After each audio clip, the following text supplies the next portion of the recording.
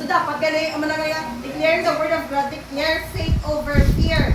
Tindugan na dapat tindugan. Sa 1 Timothy, pala ng tawag mo pala, 6 verse 12. Kung wala, taga-basa, Biblia, hindi taga na may baluan to. Chapter 1 Timothy 6 verse 12. magpakigbato kasi maayo para sa pagtuo. Hukti sing maayo ang kabuhi nga wala sing katapusan. Tungod kay sa kabuhi nga gitawag ka sang Dios sa pagsugid mo sa tubangan sang madamo nga tawo nga ikaw nagatuo na kay Kristo. Sa 1 Timothy sa King James Version, ilalagay ka na version mo. Sa King James 6 verse 12. Basta 1 King James Version niya, 1 Timothy chapter 6 verse 12, nakabutang niya, fight the good fight of faith. Amen. Lay hold on eternal life, whereunto thou art also called, and has professed a good profession before many witnesses. Ano ka ba fight the good fight of faith? So, ipagbatok, tagitindog niya faith sa Ginoo yan. Amen, amen. Hindi tayo magtindog sa niya sa katulba, sa niya kalimutan, tindogan tayo, panog na kamayo sa Ginoo sa ating kabuhi. Kayo, fight the good fight of faith to. Then, grabe na kabatang fight the good fight of fear.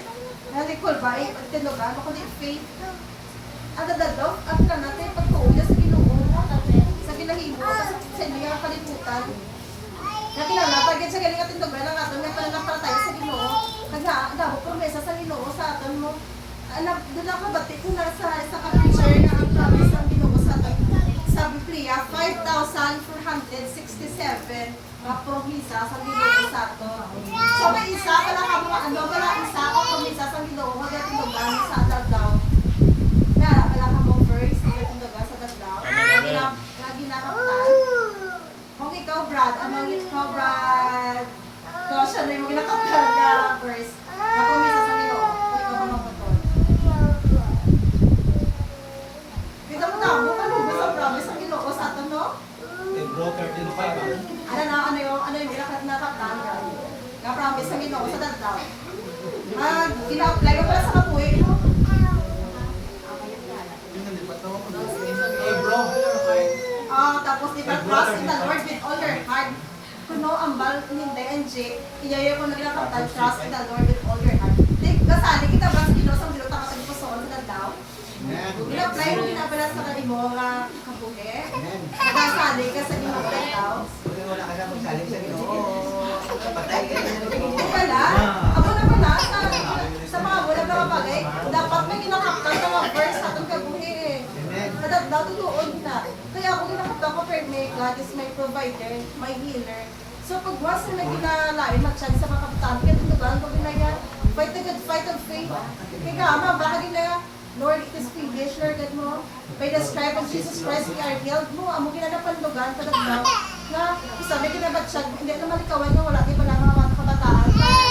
Pero ginapindugan ko, ginapermi, amo ginapulisa mo yan, Lord God. Nagpalansa ko sa cross. So dapat ang mga kabataan ko, mula pala, saga, ito mo naman ikaw ang privilege, simpo. Pero by faith, ang ginagawa ko, dahil ko sa nagagaper na, Lord, you are a healer. Ang provider, pag nag-isa, di ba lang, isa ka kulang ta mo. Ito, o, ginagibagin na kulang ta. Pero mambata, ang ginapaminsan ko lang yung friend ng Ginoo, wala. Halit sa nakabuhi, ito wala, matag ginapabayan sa Ginoo, mabuto. Ito na, ang obra to, source na mo, na ano na naman ang instrumenta sa Ginoo. Di ba lang, kinaulan ka ng obra. Pero hindi mo nagpupunta mo sa nag-focus mo lang sa obra mo lang. Ang sa loob lang source mo, gid. Source ang tanang nga bagay. Pag wala sa obra, madula, wala ka na pag-asa, wala ka na paglaog ko ng mula na imutin sa ligan. Pero pag ang baka ang Ginoo, mag-provide sa ako tao kung maagi ang Ginoo. Damo siya ba na way para i-provide ang mga kinangangol mo. Amen? Hindi talagang mo sila nga masarbiti lang, tapos sila nga, okay, wala ka na, mag-ipigat na, ano? Wala, may ilig mo talaga dapat. Kaya natin sa Ginoo. Kay, ang kontraya, ginagawa, ita mo, ginatake, ita sa muna ba na? Masiling nga daw ma-self-pity ka. Natake, ita na isang kontraya, kaya ang kontraya mo, to steal, to kill, and destroy. Ito gusto na sa ano, sa mabota na mo. So, dapat i-review ta ng mindset na mo na bagay. Dapat may probisa ta sa Ginoo na kaptan. Nagkanuo naman sa pagpalansas mo sa Jesus Christ sa cross tag. Wala ka man lang do, ang ato kapag ano ba mo lang yapon. Ano ba na dapat ang mga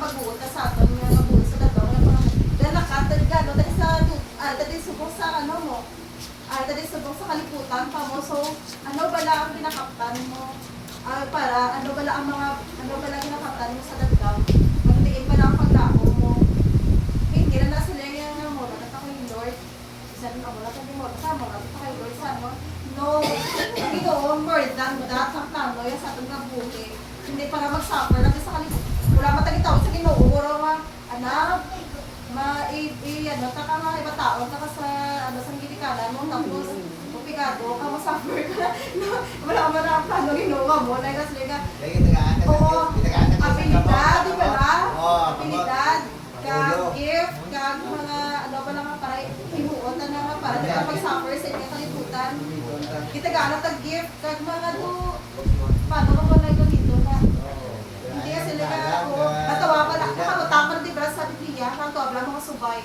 Amen. ano sa din na verse na sa din na ano Hulubaton. di ba na pastor nakabutan na natawa ang subay wala sila nga mega command sa ila pero kung gatipon sila sa mga ano Pagkaon. oo di ba na so amo man dapat Hulubaton kita chapter 30. dapat kita amo man nagalit isagay kang ba nga sa life na wala tamo di ba di ko tamo tugas mo na wala ka man lang kay Lord ay wala pigado mo di ka magamba na kung mabasa ay grabe ano itong ba nito sa Biblia ka na